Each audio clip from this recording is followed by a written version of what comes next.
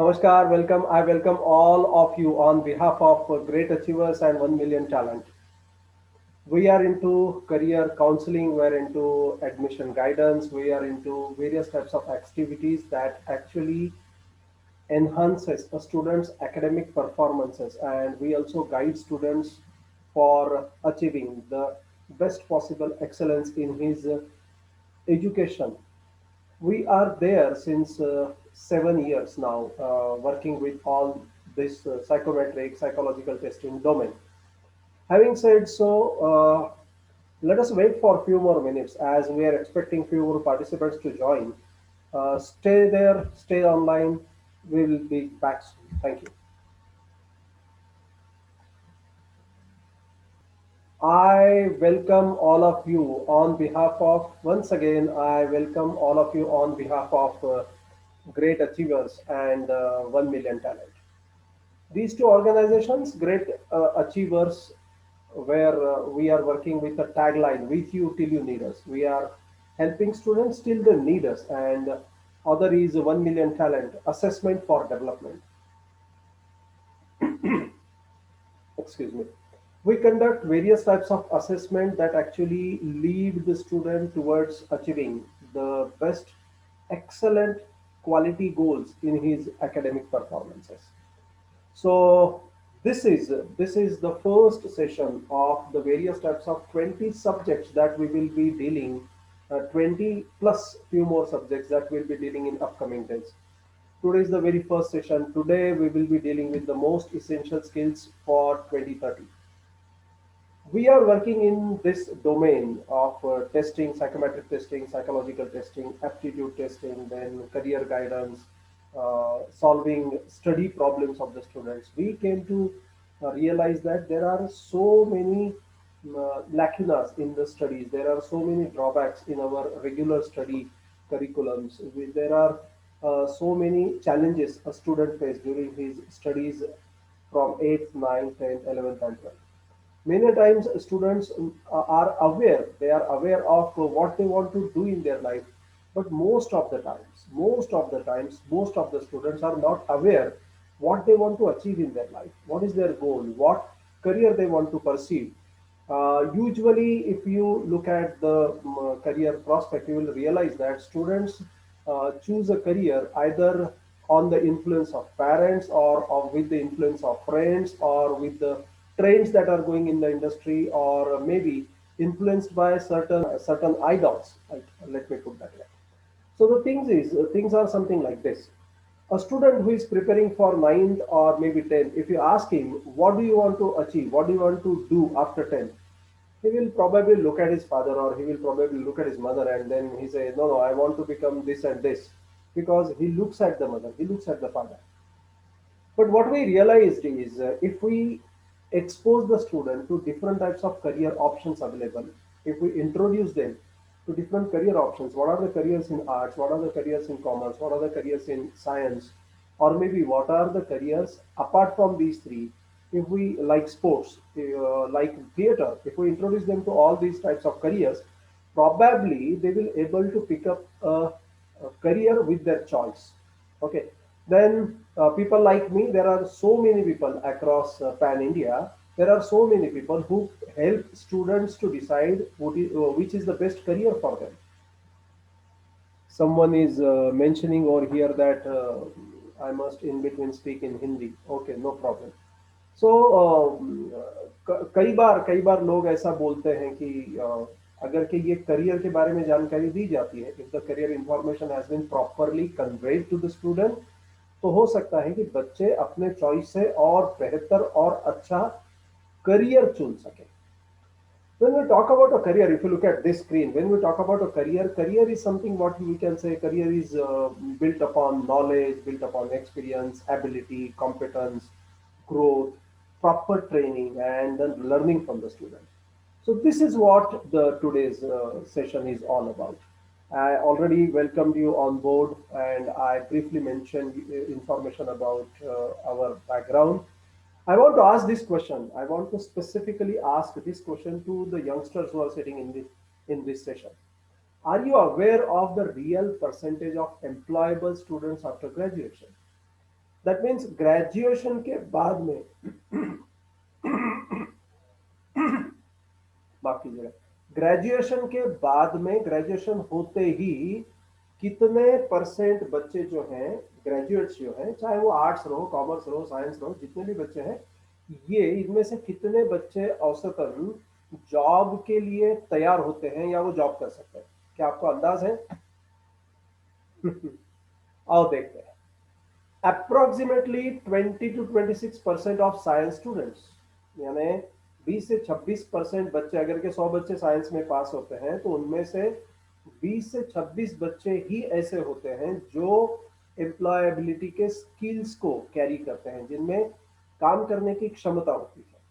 Approximately अगर यही बात करें हम लोग कॉमर्स के बारे में, so approximately 16 to 20% of commerce students are employable, and approximately 9 to 11% of arts and humanities students are employable. Now the question is, what about the remaining? अब ये जो बाकी के बच्चे बचते हैं उनका क्या है? ये ऐसे स्टूडेंट्स होते हैं, ये ऐसे बच्चे होते हैं जो जिनका इंटरेस्ट कहीं और होता है, वो जॉब कहीं और करते हैं और जीवन भर, विश्वास कीजिए, जीवन भर ये असंतुष्ट रहते हैं। ये ऐसे स्टूडेंट्स हैं जो स्टूडेंट्स अक्सर अपने जीवन को लेके, अपने प्रोफेशन को लेके, अपने काम को लेके, अपने व्यवसाय को लेके कंप्लेंट्स करते हैं, रिग्रेट्स करते हैं कि मैंने तब ऐसे किया होता अच्छा होता, मैंने तब वैसा किया तो अच्छा होता। ये ऐसे सारे स्टूडेंट्स होते हैं। लेकिन सवाल ये है कि वाई दिस कोलाबिलिटी, मेरे भाई ये ऐसा क्यों है? बल्कि हम लोग इसके तह में जाना चाहिए। If you want to go to the depth of this subject, why it is so, we need to first understand the industrial revolution, because the root cause of this unemployability, I am saying not unemployment, I am saying about unemployability, the root cause of this unemployability is the industrial revolution. Now what is this industrial revolution? Let's understand. uh, there are currently we are going through the fourth phase or the fourth version of industrial revolution. Fourth revolution is currently going on. The first revolution of industrial revolution, sorry, the first industrial revolution was during the period 1760 to 1840. This was a period when the mechanical production has initiated, steam engines have been developed, designed, then water has become an important product, coal, oil, labor. This was the area. ये वो पहला industrial revolution है जब दुनिया में कोयले का, oil का, लेबर का, इसका बहुत बड़ा डिमांड आया।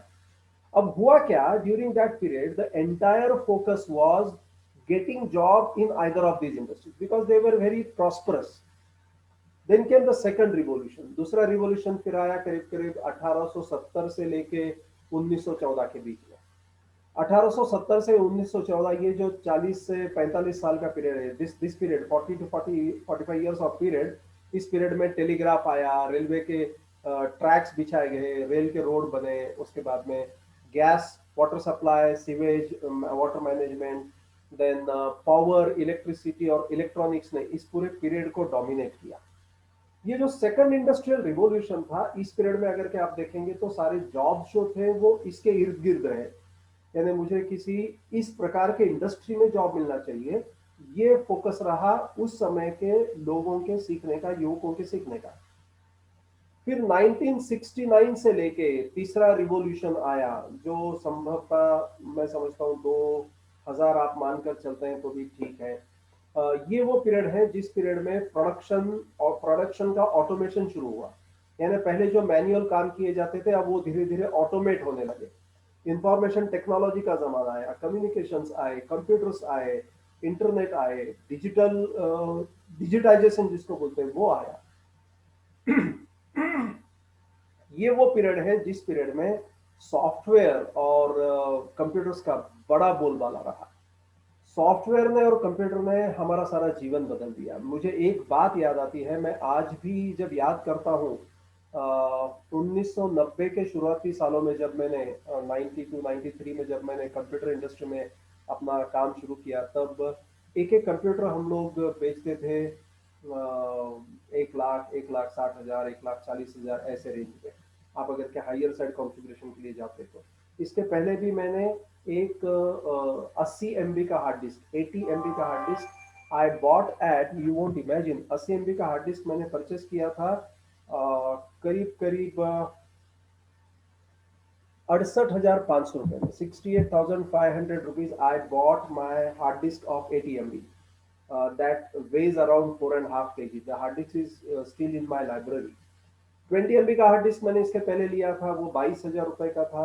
20 MB का हार्ड डिस्क, जो नए जनरेशन के स्टूडेंट्स काम कर रहे हैं इधर वर्कशॉप में हैं, उनको मैं खास करके बोलना चाहता हूँ, मैंने उस पीरियड में भी काम किया है कंप्यूटर इंडस्ट्री में जब कंप्यूटर को बूट होने को आधा आधा घंटा लगता था। मैंने उस पीरियड में कंप्यूटर इंडस्ट्री में काम किया है जब कंप्यूटर का मॉनिटर जो था वो छोटा सा 10 इंच 11 इंच का हुआ करता था। उस पीरियड में एक कंप्यूटर का वजन करीब करीब 15 से 18 किलो के आसपास हुआ करता था। हार्ड डिस्क नहीं हुआ करते थे, माउस नहीं था, कीबोर्ड भी 84 कीज का कीबोर्ड हुआ करता था, और मॉनिटर भी जो था वो ग्रीन कलर का हुआ करता था। हम लोग उस पीरियड में डॉस में काम करते थे। सो मैंने डॉस 3 से वैसे काम किया है, लेकिन मैं डॉस 1, 2, 3, 3 के बाद में 4, 5, 6, 6.2, 6.22 ये सारे वर्जन में मैंने काम किया है।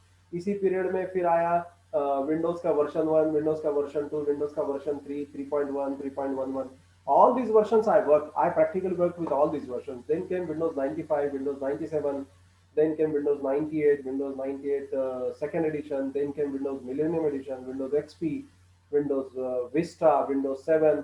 हाँ, Windows 7 बोलने के बाद में कुछ स्टूडेंट्स के चेहरे पे थोड़ा सा स्माइल आया, कुछ लोगों ने Windows 7 देखा है शायद।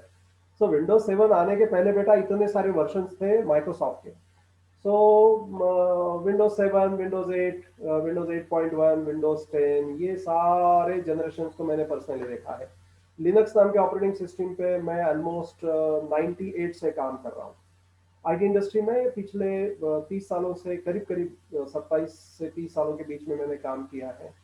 तो वो जो रिवॉल्यूशन था, इंटरनेट, इंटरनेट से रिलेटेड ये जो रिवॉल्यूशन था, ये बड़ा ही डोमिनेटिंग था। लेकिन अभी अभी हमारे सामने जो जनरेशन चल रहा है वो करंट इंडस्ट्रियल जनरेशन जो है, ये फोर्थ जनरेशन है। ये जो फोर्थ जनरेशन है अभी जो हमारे सामने चल रहा है, ये रिवॉल्यूशन सारी दुनिया को, सारे विश्व को बदल के रखा है इसने। इस रिवॉल्यूशन में क्या है देखते हैं। ये एक ऐसा रिवॉल्यूशन है जिस रिवॉल्यूशन में आप देखेंगे कि internet of things, data science, artificial intelligence, augmented reality, cloud computing, smart sensors, घर के सेंसर्स, घर में कोई वॉक इन कर रहा है तो लाइट अपने आप लग जाएंगे ऐसे सेंसर्स, शटर कोई रात में उठा लेता है चोर वगैरह तो सायरन बजने बजने लग जाएंगे ऐसे सेंसर्स। सो बहुत सारे सेंसर, 3D प्रिंटिंग का ये ज़माना है। ऐसा कहा जाता है कि नज़दीक के भविष्य में हम लोग ह्यूमन ऑर्गन्स को भी 3D प्रिंटिंग टेक्नोलॉजी के सहारे प्रिंट कर सकेंगे।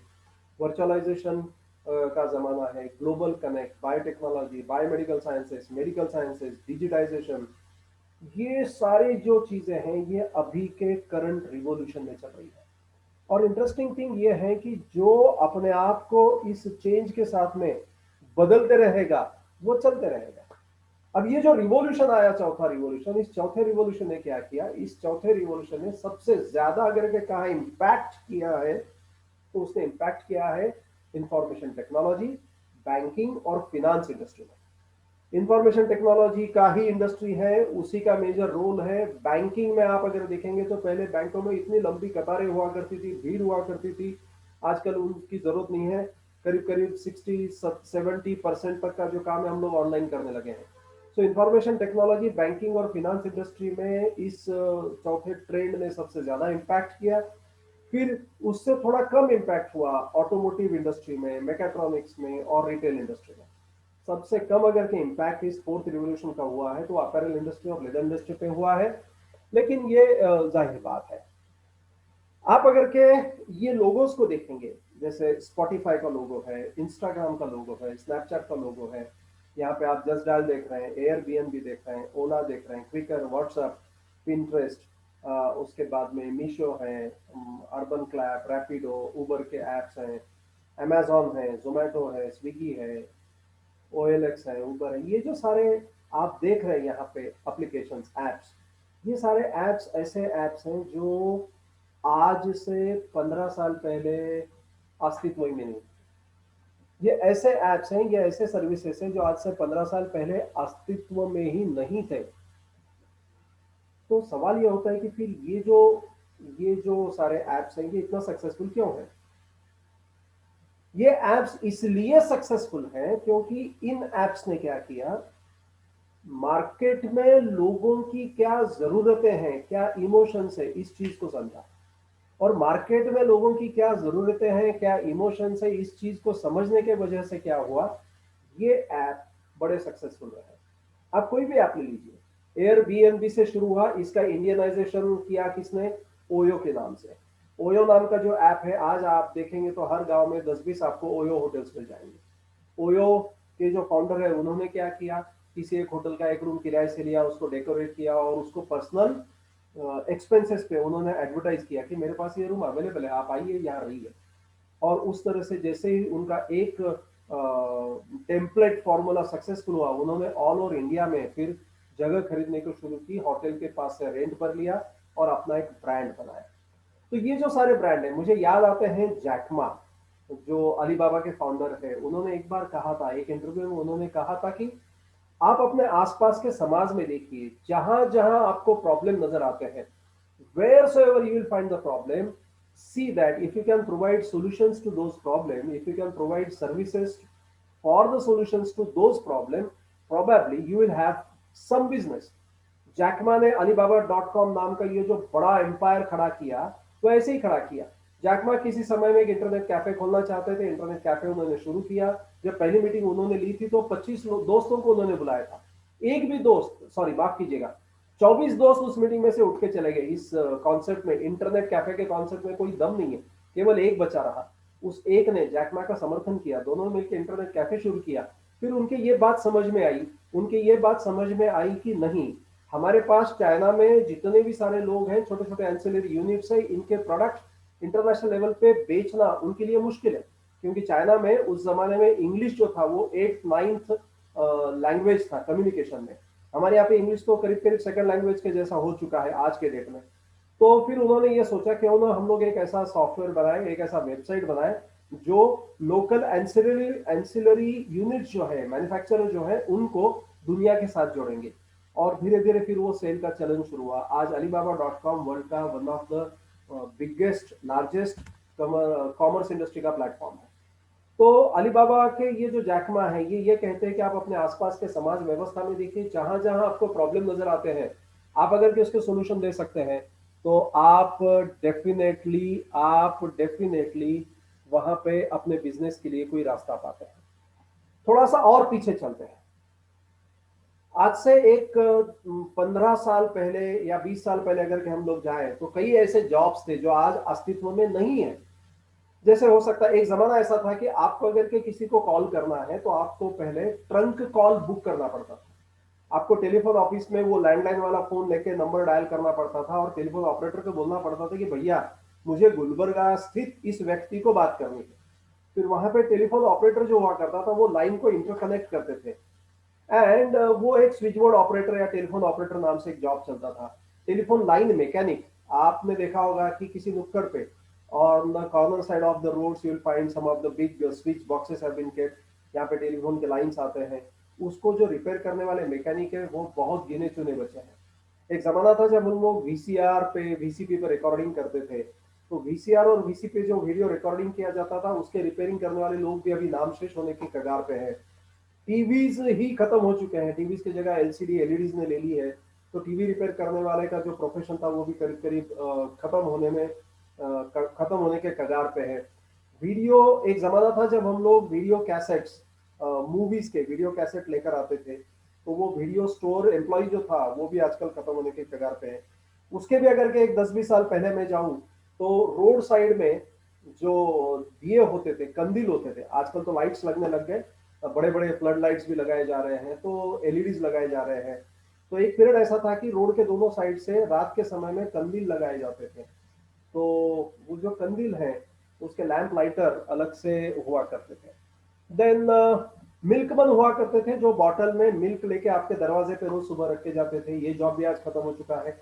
टेलीफोन ऑपरेटर, जैसा मैंने पहले आपको बोला। रेडियो एक्टर, रेडियो एक्टर तो खैर आरजे के स्वरूप में फिर से लौट कर आया है, लेकिन टाइप सेटर एक पीरियड ऐसा था जब, आजकल तो मैं स्टीव जॉब्स को थैंक यू बोलना चाहता हूँ कि उन्होंने पहली बार कंप्यूटर्स पे टाइम्स न्यू रोमन, उसके बाद में गैरामॉन्ट जैसे फॉन्ट वो लेकर आए, ताकि हम लोग what you see is what you get, WYSIWYG, what you see is what you get, इस प्रिंसिपल के तहत आज हम लोग जो स्क्रीन पे देखते हैं उसका हम लोग प्रिंट आउट भी ले सकते हैं, थैंक्स टू स्टीव जॉब्स। तो ये टाइप सेट, उसके पहले भी आप अगर जाए तो ट्रेडल प्रेस हुआ करते थे, जहां पे एक एक अक्षरों को जोड़ा जाता था और फिर उसका प्रिंटिंग किया जाता था। एलिवेटर ऑपरेटर, आजकल फिर भी छोटे शहरों में एलिवेटर यानी लिफ्ट के लिए आपको ऑपरेटर मिल जाएंगे, लेकिन बड़े शहरों में लिफ्ट के लिए ऑपरेटर, आजकल ये जॉब खत्म हो गया है। लेक्टर्स एक पीरियड ऐसा था कि बड़े बड़े धनपतियों के यहाँ, पूंजीपतियों के यहाँ, अमीर लोगों के यहाँ पे न्यूज पढ़ने के लिए लेक्टर को रखा जाता था, जो अखबार में आएली न्यूज पढ़ के अपने मालिक को सुनाता था। ये जॉब भी आज खत्म ही हो चुका है।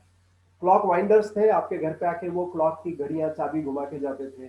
फिल्म प्रोजेक्शनिस्ट, आज से करीब करीब एक 15 से 20 साल पहले एक ऐसा परिस्थिति था कि हम लोग जब थिएटर में जाते थे, वो जो प्रोजेक्शन का मूवी हुआ करता था, उसमें कार्बन के रॉड्स डालना, उसके बाद में वो मूवी के जो रोल्स होते थे वो रोल्स को लोड करना, मूवी प्रोजेक्ट करना, ये जॉब हुआ करता था। आपका शर्ट पैंट कोट अगर के फट जाता है तो उसके रफू करने के लिए रफू प्रोफेशनल हुआ करते थे। इनकी कारीगरी इतनी बारीक होती थी कि भले ही आपका शर्ट यहाँ से फट जाए, वो अगर के इसको रफू करते थे तो अच्छे से अच्छा आदमी भी इसको पहचान नहीं पाता था कि इसको हमने रफू किया है। रंगरेज नाम से भी एक जॉब हुआ करते थे, जहां आपके खराब हो चले कपड़ों को फिर से कलर करके दिया जाता था। टेलरिंग फिर भी छोटे मोटे स्तर पे आज मौजूद है, लेकिन ये भी एक ऐसा जॉब है जो खत्म होने के कगार पे है। तो ये जो सारे जॉब्स हैं, ये सारे जॉब्स ऐसे हैं जो 15 से 20 साल पहले थे, आज ये है ही नहीं। 30 साल पहले की अगर मैं आपको बात करूं तो योगा नाम का जो क्षेत्र था, योगा आज हम लोग जो करते हैं इतने सहूलियत के साथ में, इतने इंफॉर्मेटिव तरीके से हम लोग आज जो योगा करते हैं, तो ये जो योगा था, एक पीरियड ऐसा था आज से 30 साल पहले या उससे भी पहले कि योगा यानी किसी एक स्पेसिफिक क्लास के लिए रिजर्व माना जाता था। योगा सीखना यानी आपको योग गुरु के पास जाना पड़ता था, योग शिक्षक को ढूंढना पड़ता था, और आम जनता जो है वो योगा से वंचित थी।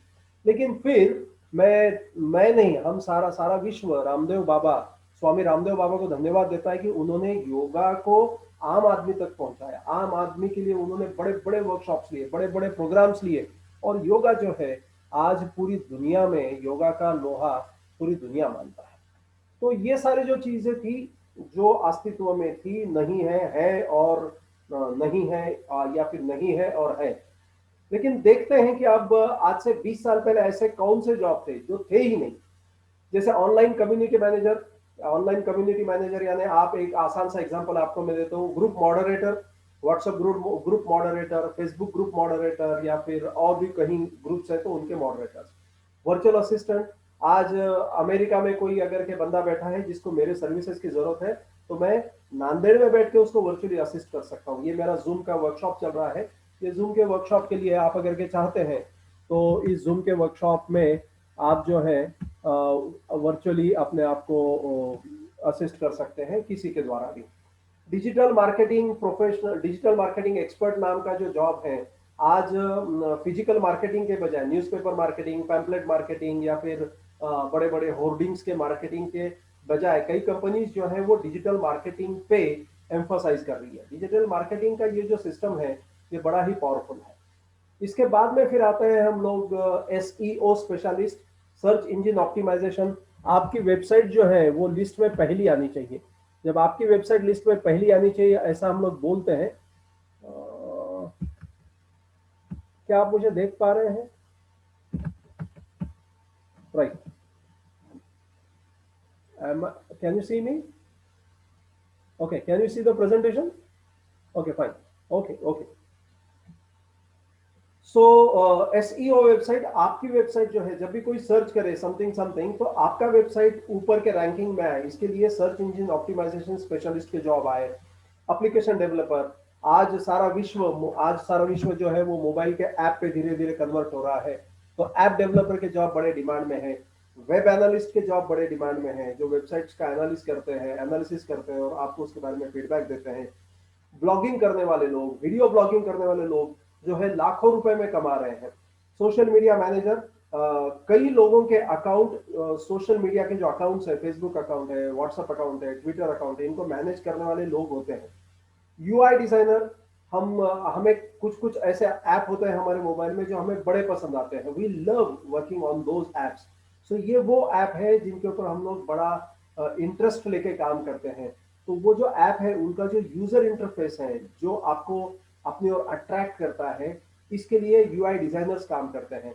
ड्राइवरलेस कार इंजीनियर जो है, यानी आज मार्केट में ड्राइवरलेस कारें आ चुकी हैं जो जीपीएस नेविगेशन सिस्टम से अपने आप ड्राइव होती हैं। तो ये ड्राइवरलेस कार के जो इंजीनियर्स हैं, ये एक जमाने में इनका अस्तित्व कहीं नहीं था, आज है। पॉडकास्ट प्रोड्यूसर्स, टेलीमेडिसिन फिजिशियंस, आजकल कई लोग जो है वो टेलीमेडिसिन प्रोवाइड करने लग गए हैं। Zumba instructor, cloud service professional, robotics, drone pilots, operator.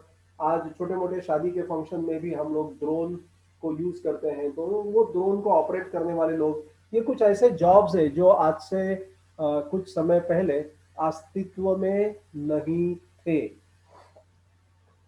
Bye 2030, अगले 10 साल में क्या होने वाला है?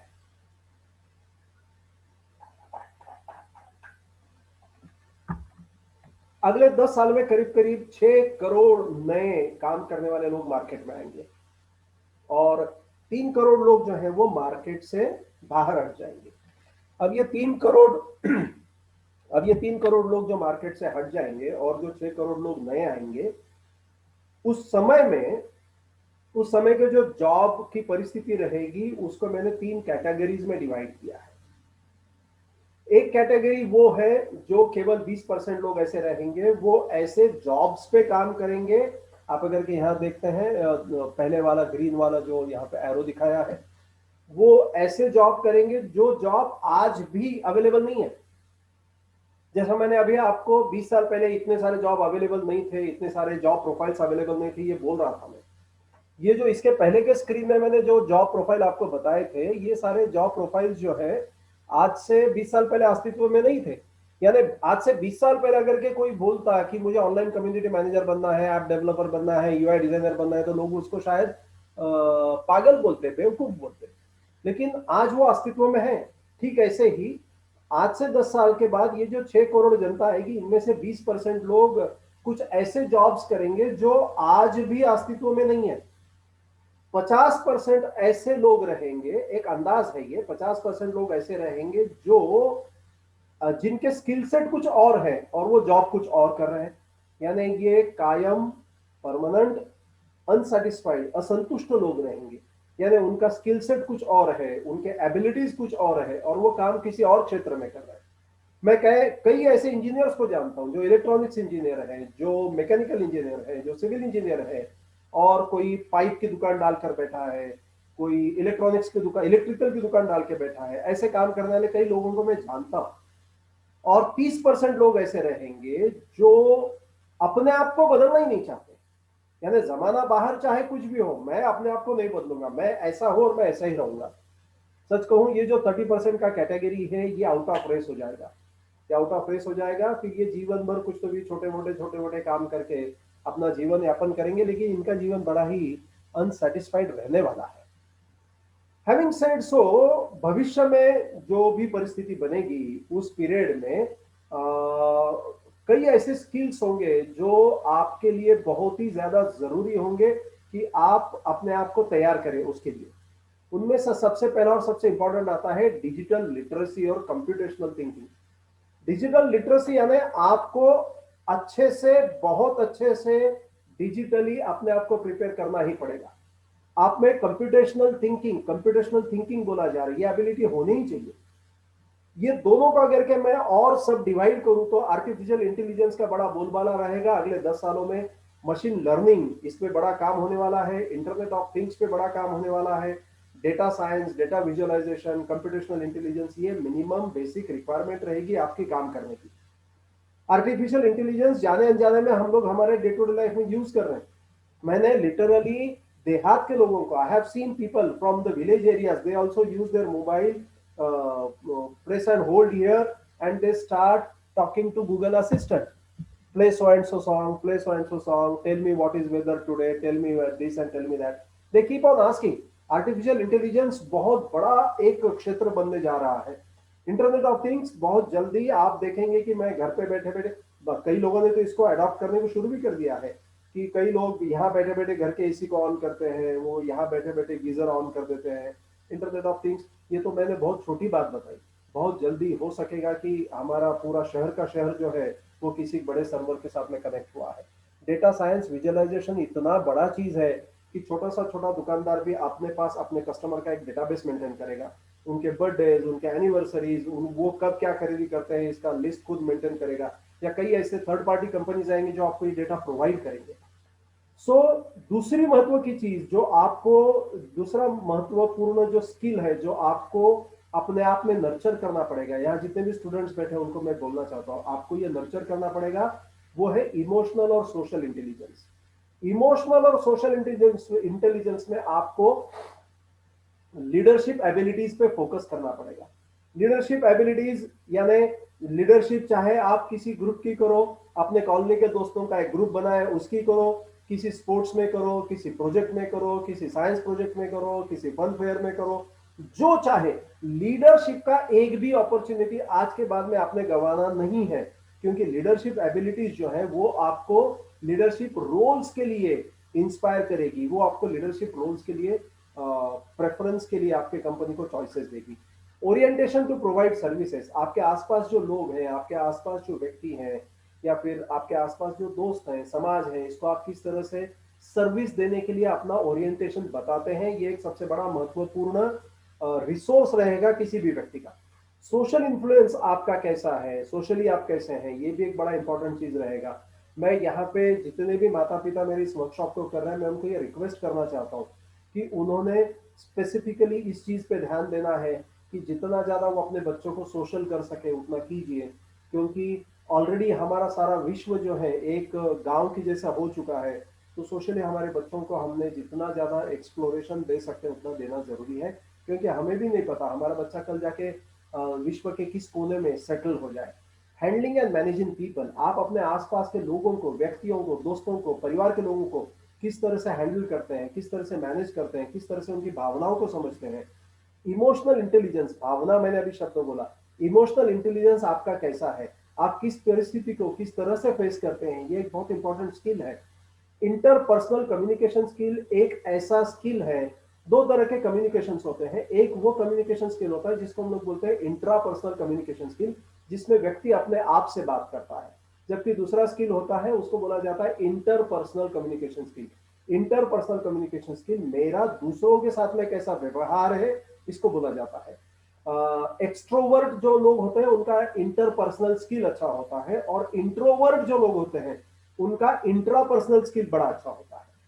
डाइवर्सिटी एंड कल्चरल इंटेलिजेंस, आप कितने अलग अलग तरीके के कल्चर के लोगों को, डाइवर्सिफाइड लोगों को आप कितने आसानी से अपने साथ में एकोमोडेट करते हैं, आप कितने अलग अलग कल्चर्स के बारे में जानते हैं, ये एक स्किल जो है ये आने वाले भविष्य में आपके लिए बहुत सारे अपॉर्चुनिटीज बना सकता है। कॉग्निटिव फ्लेक्सिबिलिटी और एक ऐसा चीज है जहां पे आपको काम करना पड़ेगा। इनफैक्ट मैं अगर के देखता हूं तो मैं कॉग्निटिव फ्लेक्सिबिलिटी को हो सकता है कि मैं पहला प्रेफरेंस दूं, क्योंकि कॉग्निटिव फ्लेक्सिबिलिटी में इतनी बारीक सारी चीजें आती है, जैसे active learning with growth mindset.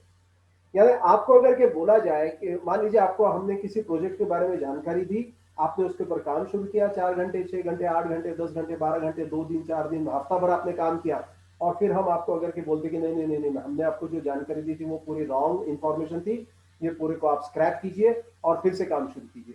ऐसे परिस्थिति में आपको अगर के रखा जाए तो क्या आपकी फिर से नए से उस चीज को सीखने की मानसिकता है? ये होता है एक्टिव लर्निंग और ग्रोथ माइंडसेट। जो व्यक्ति एक्टिव लर्निंग वाला है, जो व्यक्ति ग्रोथ माइंडसेट वाला है, जिसको हमेशा आगे बढ़ने का एक जज्बा है, वो व्यक्ति दुनिया में किसी भी कारपोरेट का सबसे स्ट्रॉन्ग असेट बन सकता है।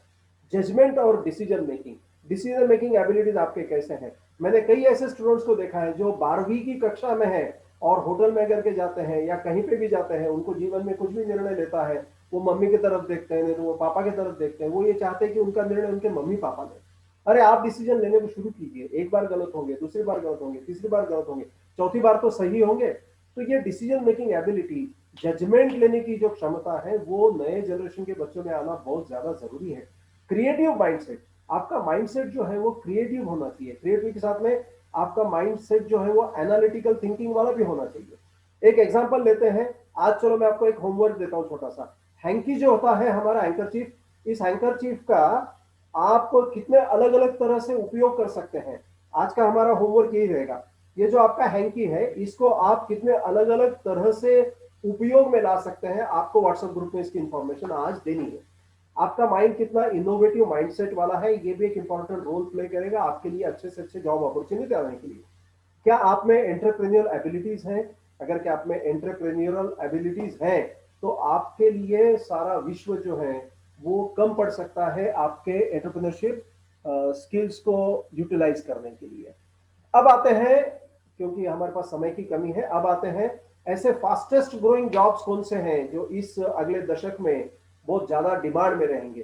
सोलर फोटोवोल्टेइक इंस्टॉलर्स, हमारे पास समय की कमी है इसलिए मैं थोड़ा सा इसको फास्ट पढ़ रहा हूं, लेकिन आप समझ सकते हैं।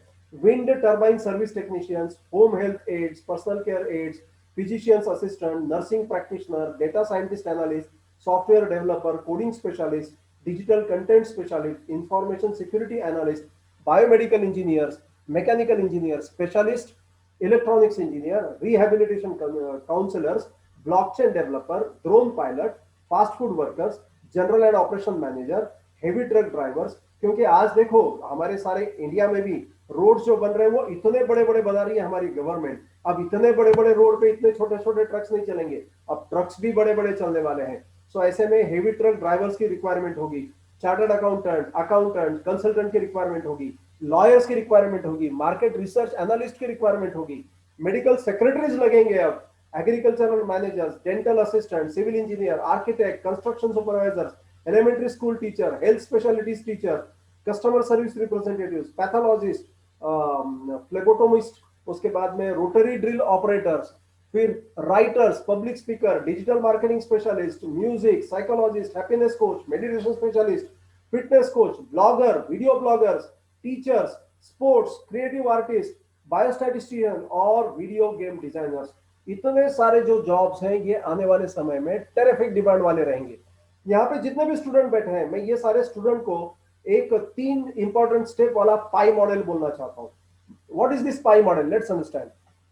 Here P stands for your personality, A stands for aptitude and I stands for interest. So understand your pie. आप अपने पर्सनालिटी को समझे, एप्टीट्यूड को समझे, इंटरेस्ट को समझे। ये तीनों को समझना अत्यंत महत्वपूर्ण है। पर्सनालिटी क्या है? पर्सनालिटी यानी हु आर यू, आप कौन है, आपके बारे में सारी जानकारी आपको होनी चाहिए। Aptitude, what you are good at, आप कहाँ पे अच्छे हैं, किन एरियाज में, किन एबिलिटीज में आप अच्छे हैं। यहाँ पे स्वॉट एनालिसिस भी बहुत बढ़िया रोल प्ले करता है। Interest, what you really love, आप किस चीज के बारे में पैशनेट है। पैशनेट आप जब बोलते हैं तो मेरे को एक एग्जांपल याद आता है। आप थोड़ा सा इन लोगों को देखिए।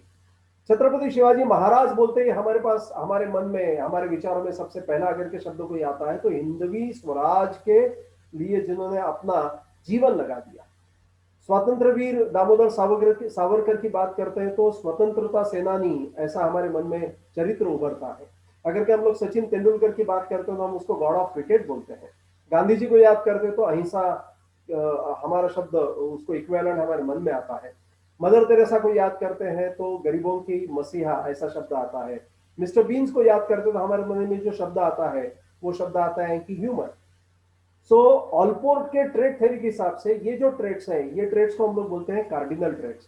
कार्डिनल ट्रेड्स वो ट्रेड्स होते हैं जो ट्रेड्स उस व्यक्ति की पहचान बन जाते हैं।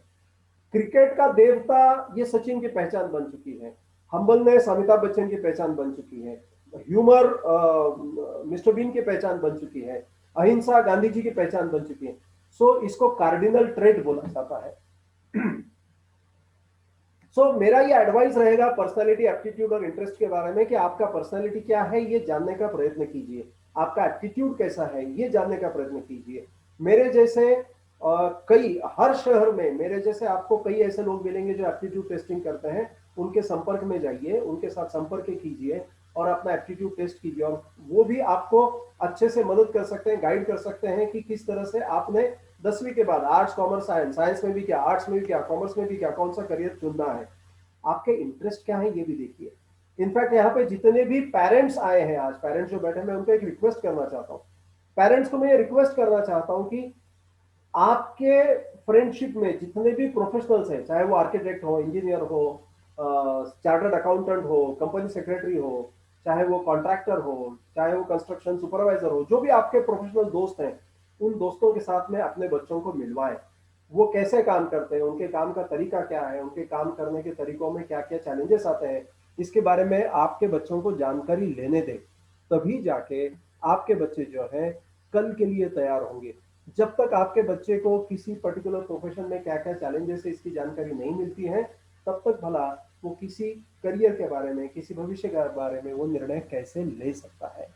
सो ये सारी इंफॉर्मेशन आज के इस प्रोग्राम में मुझे आपको देनी थी। तो ये है हमारा 2030 साल में क्या क्या चैलेंजेस आ सकते हैं उसके बारे में जानकारी। आज के इस सेशन में आप में से किसी को भी कोई भी अगर के प्रश्न है तो आप मुझे जरूर पूछ सकते हैं। हमारे लाइंस अभी हम लोग ओपन कर रहे हैं। ओके, किसी को अगर कुछ प्रश्न है तो आप हाथ खड़ा करके भी पूछ सकते हैं।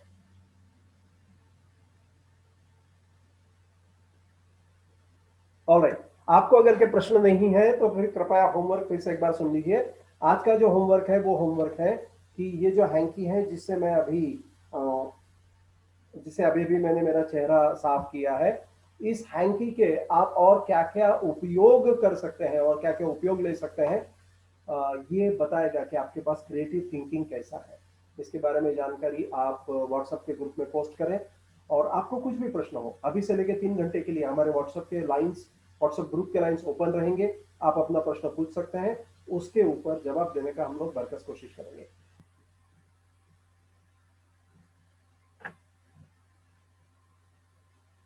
Bhakti, if you have any question, you can ask. Prachi, you can also ask the question.